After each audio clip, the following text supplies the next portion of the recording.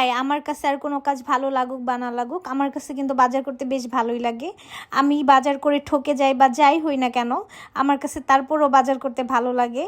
কারণ আমি জানি আমি বাজার করে ঠকে যাই, মাঝে মধ্যে একটু জিতে যাই। মাঝে মধ্যে যখন ভালো কিছু কিনি তখন মনটা অনেক ভালো হয়ে যায়, আর যখন খারাপ কিছু কিনি তখন মনটা খারাপ হয়ে যায়। তো যাই হোক, ভালো খারাপ মিলেই তো দুনিয়া, তাই না? তো আজকে চলে গেছিলাম মাছ কিনতে। আমার এই ছোটো ট্যাংরাগুলো দেখে অনেক ভালো লাগে, একদম ফ্রেশ ছিল। আর ট্যাংরা মাছ আমার এতটা পছন্দ ছিল না, ইদানিং আমার পছন্দের মাছ হয়ে গেছে।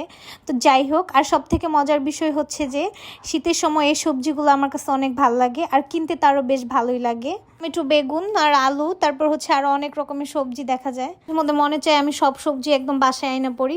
আসলে বাসায় আনার পর এগুলো নষ্ট হয়, তেমনটা খাওয়া হয় না, কিন্তু কিনতে ভালোই লাগে। মাঝে মধ্যে অনেক সবজি কিনে নিয়ে আসি, কিন্তু বাসায় আনার পর ভাই এগুলো আর খাইতে মনে চায় না। আমার শাক সবজি অনেক বেশি ভালোই লাগে, আর পছন্দের শাক লাউ শাক। লাউ শাক আর মিষ্টি কুমড়া শাক আমার অনেক পছন্দের শাক। বিশেষ করে লাউ শাকটা আমি বেশি খাই, আমার অনেক পছন্দ।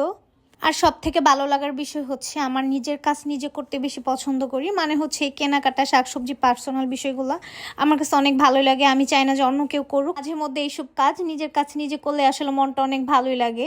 তারপর আমি সবজি কিনা শেষ করে, যেখানে আলু পেঁয়াজ বিক্রি করে, এখানে কিছু কেনার ছিল, এখানে চলে আসি। তারপর এখানে আমি একটা চিপসের বস্তা দেখতে পাই, অনেক বড় চিপসের প্যাকেট অনেকগুলো। তারপর আমি আঙ্কেলের সাথে মজা করতেছিলাম, কারণ ওনাকে আমি আগে থেকেই চিনি। তো যাই হোক, আজকের ভিডিওটা এই পর্যন্ত। টাটা, আল্লাহ হাফেজ।